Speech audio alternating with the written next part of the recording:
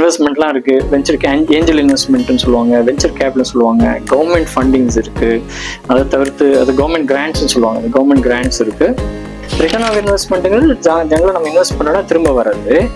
ஆனால் பிரேக் ஈவனுங்கிறது என்னென்னா, நம்ம இன்வெஸ்ட் பண்ண காசையும் தாண்டி நம்ம ப்ராஃபிட் பண்ணணும். ஆஸ் அன் என்டர்பிரினர் நீங்கள் அந்த ஒரு ஐடியாவை ப்ரெசென்ட் பண்ணணும். இன்வெஸ்டர்ஸ் வந்து கன்வின்ஸ் ஆகி நிறைய இன்வெஸ்டர்ஸ் ப்ரெசென்ட் பண்ணுவாங்க. எல்லாமே மோஸ்ட் ஆஃப் இட் வந்து அந்த ஐடியாவை பிச் பண்ணுவாங்க. பிச்சுன்னு சொல்லுவாங்க, பிச் டேக்குன்னு ஒன்று பண்ணுவாங்க. இந்த பிச் டேக்குன்னு என்னென்னா, இன்வெஸ்டருக்கு வந்து more than minute or 2 minutes நம்ம எடுத்துக்கூடாது. Some very rarely 3 minutes. இதுதான் என்னுடைய ஐடியா. இதனால என்ன அட்வான்டேஜஸ் இருக்குது, என்ன டிஸ்ரப்ஷன் பண்ண போகிறோம் சொசைட்டிலங்கிறது நம்ம சொல்லுவோம். சரி, நம்ம ரெவன்யூ இஸ் இம்பார்ட்டன்ட்.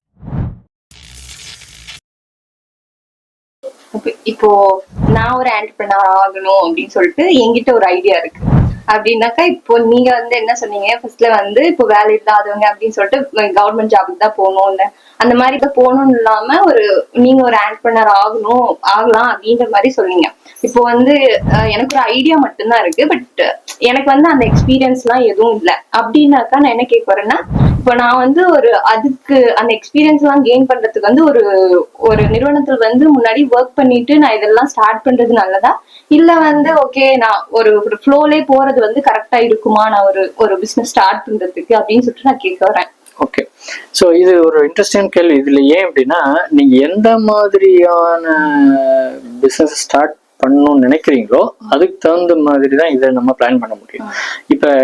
இப்போ நம்ம ஒன்றும் இல்லை, ஒரு ஹோட்டலை நடத்தணும்னா எனக்கு அந்த குக்கிங் பிஸ்னஸ் தெரியலன்னா கூட, அதில் குக்கிங் தெரியலன்னா கூட நான் வந்து ஒரு செஃப் அப்பாயிண்ட் பண்ணி பண்ணலாம்.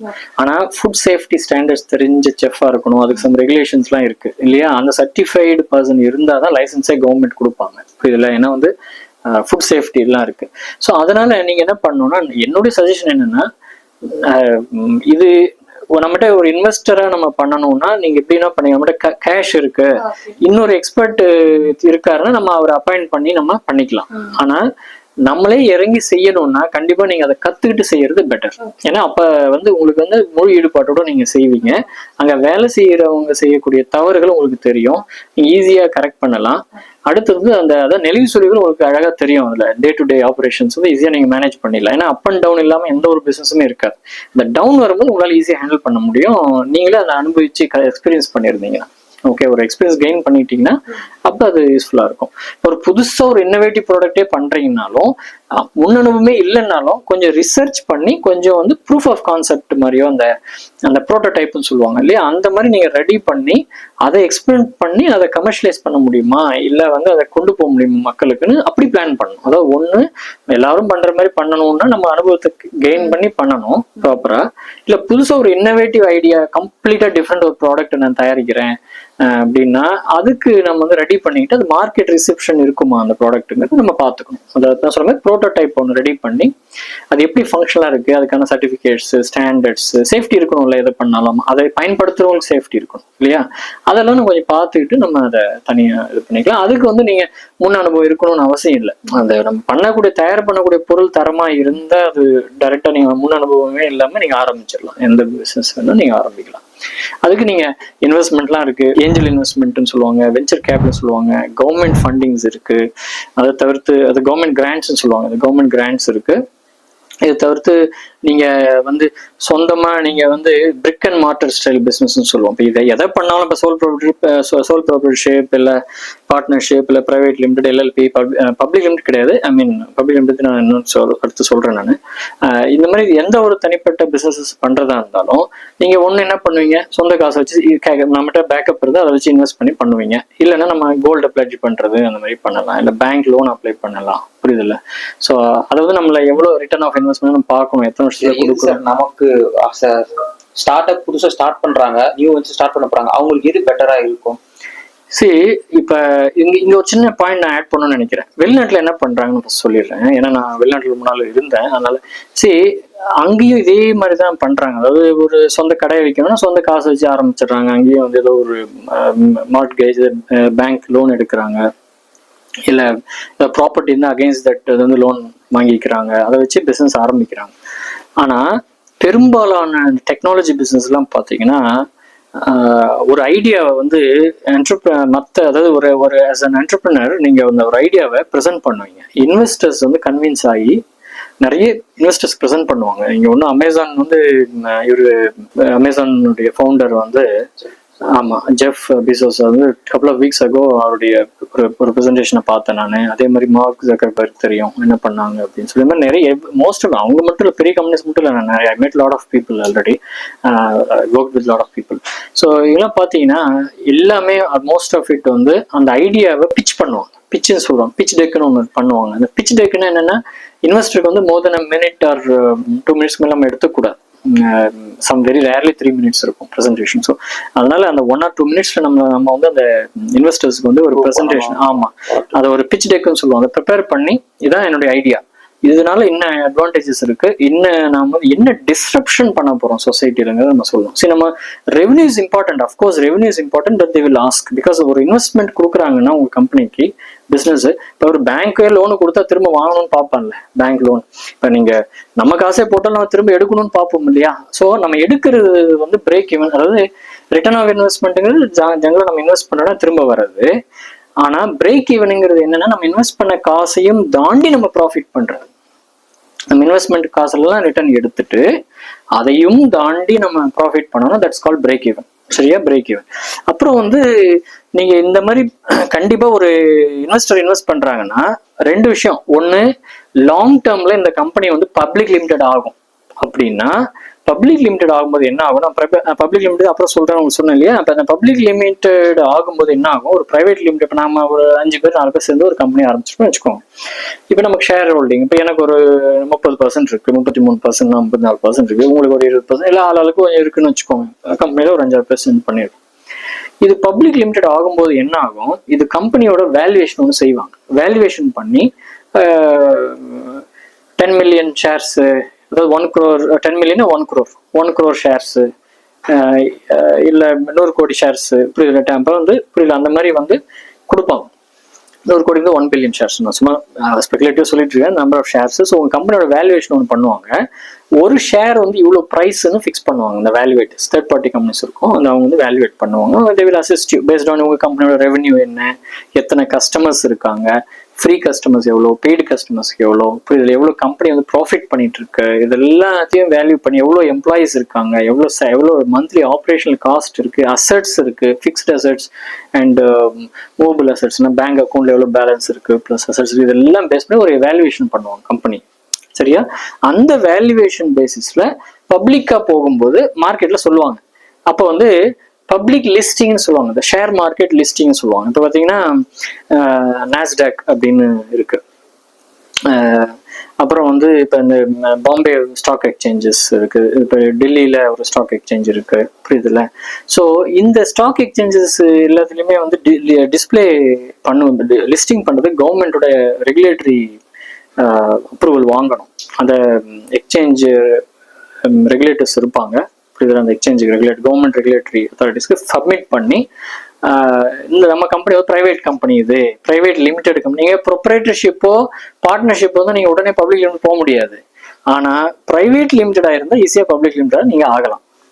இப்போ எல்எல்பியா இருக்கீங்கன்னா அதை வந்து நீங்கள் பிரைவேட் லிமிடெட் ஆக்கி பப்ளிக் லிமிட் ஆக்கலாம். இல்லைன்னா எல்எல்பி டைரக்டா பப்ளிக் லிமிட் ஆக்கிறதுக்கு ப்ரொவிஷன் இருக்கான்னு நீங்கள் உங்கள் அக்கௌண்ட் செக் பண்ணிக்கணும். ஏன்னா உங்களுக்கு எலிஜிபிலிட்டி என்ன சொல்றது, as long as you are a genuine business you can become a listed company technically. So அந்த ரூட்டை நீங்கள் செக் பண்ணிக்கணும். ஒரு கண்ட்ரியில் ஒரு ரெகுலேஷன் இருக்கு. இதுக்கு எல்எல்பி வந்து பிரைவேட் லிமிட் ஆக்கி அப்புறம் பப்ளிக் லிமிட் ஆக்கலாம் டெக்னிக்கலி. ஓகே, ஸோ இல்லை எல்எல்பி டைரக்டா லிஸ்டிங் பண்ணுறது.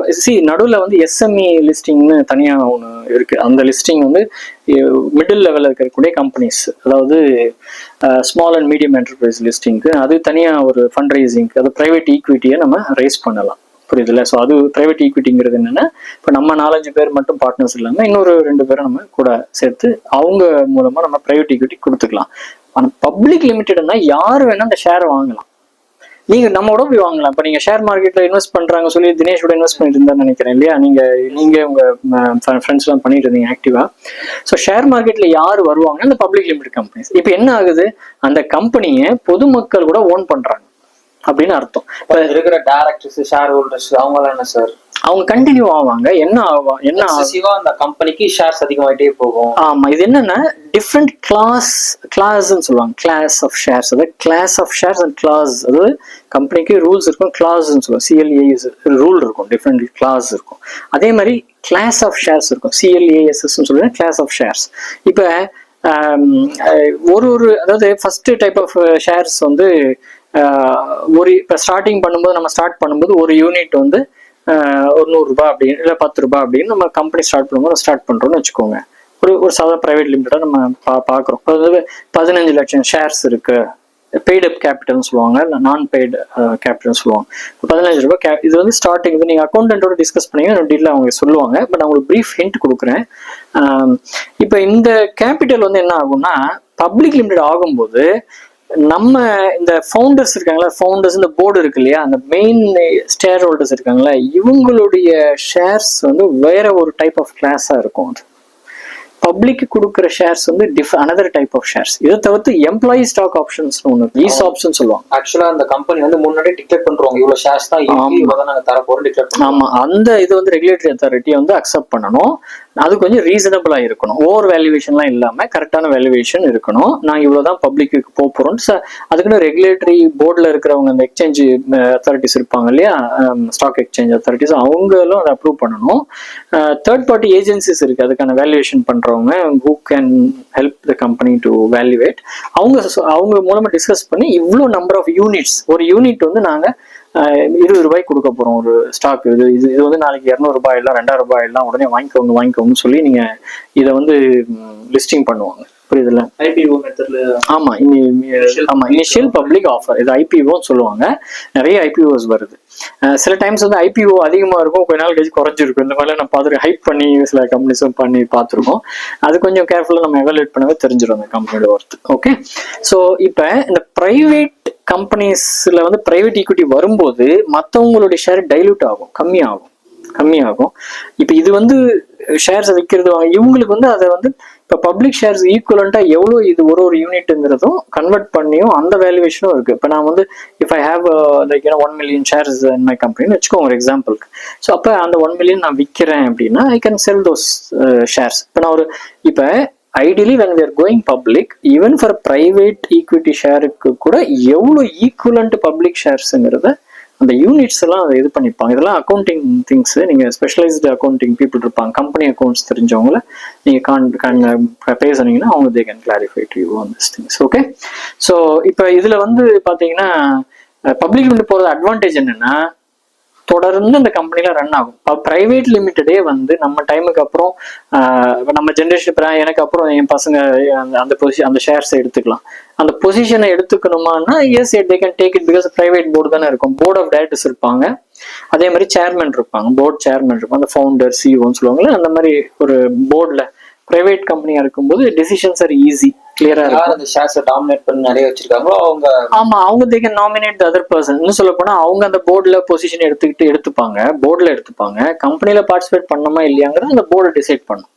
புரியுதுல்ல? இப்போ நாளைக்கு வந்து இப்போ என் பையன் வந்து வெரி டேலண்டடா இருக்கான், கம்பெனி நடத்துவான் அப்படிங்கிறத நான் என் போர்டு மெம்பர்ஸை நான் கன்வின்ஸ் பண்ணேன்னா they can allow him to operate the company and they will take over my shares.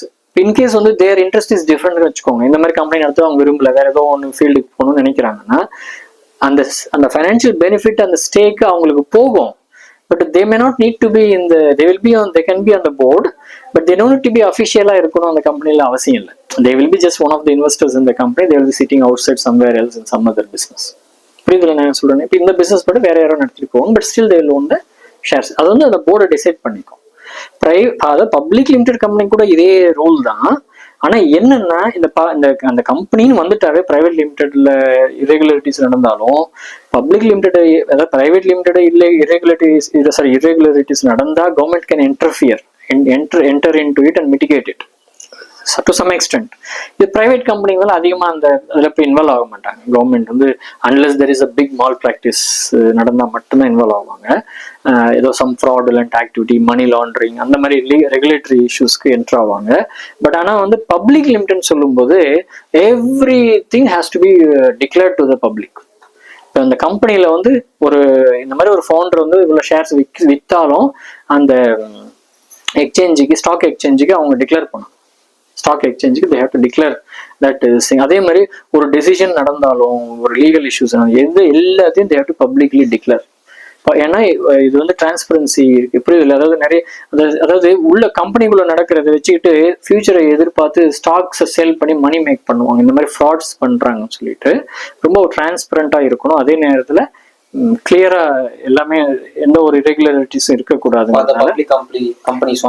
ஆமா, பப்ளிக் கம்பெனிஸ்க்கு இந்த மாதிரி ரொம்ப ஸ்ட்ரிக்ட் ரெகுலேஷன்ஸ் இருக்கும் ஆப்ரேஷன்ஸ். பட் குட் திங் என்னன்னா ஹியூஜ் இன்வெஸ்ட்மெண்ட் வந்துடும். Your company will become very big. Most of it இந்த நம்ம சொல்றோம் ஆதானி அம்பானி கம்பெனிஸ் நம்ம சொல்லிட்டு இருக்கோம்ல, அனில் அம்பானி கம்பெனிஸ், முகேஷ் அம்பானி கம்பெனிஸ், இவங்க எல்லாம் most of it public limited companies. இதெல்லாம் மக்களும் இன்வெஸ்டர்ஸ் தான். நான் சும்மா ஒரு எக்ஸாம்பிள் சொன்னேன். நம்ம தமிழ்நாட்டில் நிறைய பப்ளிக் லிமிடெட் கம்பெனிஸ் இருக்கு. ஓகே, இப்ப அதுல மக்களும் ஷேர் ஹோல்டர்ஸ் தான். நீங்களும் கூட அதை ஓன் பண்றீங்க. நீங்க யாராவது ஷேர் வாங்கினீங்கன்னா you will be owning some part of it. வேற ஏதாவது கேள்வி இருந்தாலும் நீங்க கமெண்ட்ஸ்லயும் ரேஸ் பண்ணுங்க. நீங்க ஆடியன்ஸ் வந்து நீங்க அவங்களும் they can raise the questions and next வீடியோல கவர் பண்ண ட்ரை பண்றோம். உங்களுக்கு ஏதாவது கொஸ்டின் இருந்தா என்கிட்ட கேளுங்க. No problem, feel free to ask me. இல்ல மெயினா வந்து நம்ம என்ன சொல்ல வரோம் அப்படின்னா, இது இளைஞர்களுக்கு என்ன சொல்ல வரோம்னா, ஃபர்ஸ்ட் ஆஃப் ஆல் வந்து நீங்க ஒரு கவர்மெண்ட் வேலை போகணும்னு நினைக்கிறீங்களா, ப்ரிப்பேர் பண்ணுங்க, போங்க, ஹாப்பி. பிரைவேட் வேலைக்கு போகணுமா, வெயிட் பண்ணாதீங்க, போங்க. உங்களுக்கு எது ஆர்வமோ அதில் எடுத்து செய்யுங்க. கண்டிப்பா இது ரெண்டுமே இல்லையா, தாராளமா நீங்க ஐடென்டிஃபை பண்ணுங்க. உங்க லோக்கல் உள்ளூர்லயும் பீப்புளுக்கு என்ன தேவைப்படுதுன்னு ஃபர்ஸ்ட் ரிசர்ச் பண்ணுங்க. ஆனா ஒரு சும்மா அனலைஸ் பண்ணி பாருங்க. பார்த்துட்டு அதை வந்து உங்களுக்கு தெரிஞ்ச ஃபீல்ட்லேயே கொடுக்கலாம். ஒரு அக்ரிகல்ச்சரா இருக்கலாம், கம்ப்யூட்டர்ஸ் ஐடி ஃபீல்டா இருக்கலாம், இல்லை எலக்ட்ரானிக்ஸா இருக்கலாம், மெக்கானிக்கல் இண்டஸ்ட்ரியா இருக்கலாம். சாதாரண ஒரு வெஹிக்கிள் சும்மா மாடிஃபை பண்ணிட்டு ஒரு டிராக்டர் ட்ரில்லர் மாதிரி கூட, ஃபார் எக்ஸாம்பிள் ஒரு மினி டில்லர் மாதிரி பண்ணலாம். இதெல்லாம் சின்ன ஒரு மெக்கானிக்கல் ஐடியாஸ் தான், ஆனால் நிறைய ஹிட் ஆகும். இப்போலாம் மார்க்கெட்ல போய் எல்லாம் நிறைய சைனா கம்பெனிஸ் தான் அங்கே டாமினன்ஸா இருக்கு. இந்தியாவில் வரக்கூடிய most of the agri products எல்லாம் சைனாக்கு ஏன், because they're getting a cheap item there. இங்க பண்ணோம்னா அது வந்து பிகம்ஸ் லைக் அந்த வந்து நான் அவைலபிள் ஆஃப் ஐட்டம்ஸ் தான் first of all. Next raw material இருக்கு, மோஸ்ட் ஆஃப் இட் இருக்கு. சிலது தான் நம்மகிட்ட இல்லை, காஸ்ட்லியா வேற விஷயம். பட் இருக்கிறத வச்சு நம்ம தயார் பண்ணலாம்.